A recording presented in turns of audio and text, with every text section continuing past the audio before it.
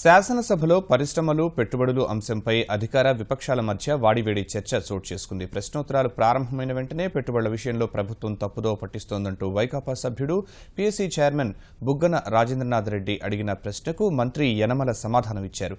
2014-15 నుంచి దాదాపుగా 16,24,000 కోట్ల రూపాయల విలువైన ఒప్పందాలు జరిగాయని, మొత్తం 1168 ఒప్పందాలకు గాను 32 లక్షల పైచిలుకు ఉద్యోగాలు వచ్చే అవకాశం ఉందని స్పష్టం చేశారు.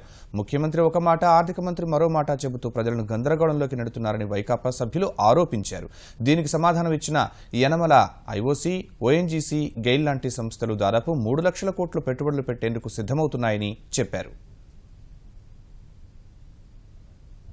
దానికి టాలీని కావడం లేదు అధ్యక్ష. పోనీ ఇది తప్ప, ఇంతకుముందు LAQ 2306 తప్ప, లేదా రిపబ్లిక్ డే నాడు మరి ముఖ్యమంత్రి గారు మాట్లాడినది తప్ప, లేదా ఆర్థిక శాఖ మంత్రివర్యులు మరి CAA సమిట్ వైజాగ్లో భాగంగా ప్రెస్ మీట్లో చెప్పినది తప్ప, లేదా ఇప్పుడు ఇచ్చే సమాధానం తప్ప, ఇది ఏది రైటు ఏది తప్పు? అసలు ఈ విధంగా రిప్లైస్ వచ్చే పాట అయితే అధ్యక్ష, ఇంకా LAQ అండ్ ఇది ఎందుకు అధ్యక్ష? ఊరికే లక్షణంగా మనకు ఇష్టం వచ్చినట్లు 126, 132, 142 అంటే ఎవరైనా కానీ నమ్ముతారనమాట. అబ్బా ఇంత పర్ఫెక్ట్గా చెప్పినారండి వీళ్ళు. ఉద్యోగాలు కూడా అధ్యక్ష 2,60,000 ఇట్లా 232. ఎట్లా అధ్యక్ష ఇది?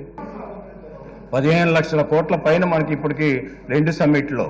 సమ్మిట్ అంటే కొన్ని విధే, ఈ సమ్మిట్స్ కాకుండా వేరియస్ ఇండస్ట్రీస్ డిపార్ట్మెంట్లో వేరియస్ MOUs కూడా అయ్యాయి. ఇప్పటికీ నంబర్ 1168 అని చెప్పడం జరిగింది అధ్యక్ష. దానికి ఈక్వల్ అమౌంట్ చూస్తే అధ్యక్ష మొత్తం ఓవరాల్ MOUs అయినాయి 16,24,260 కోట్ల రూపాయలు అధ్యక్ష. దీనికి మనకి వాళ్ళు ఇచ్చినటువంటి కమిట్మెంట్, ఎంప్లాయ్మెంట్ క్రియేషన్ కమిట్మెంట్ ఏం చెప్పింది కాదు, మా ఫిగర్ కాదు, ఇండస్ట్రీస్ అందరు కలిపి ఈ అమౌంట్ అయితే ఇన్ని ఉద్యోగాలు వస్తాయనేటువంటి వేరియస్ డిపార్ట్మెంట్లో కేటగిరీస్ అయి ఉంటుంది.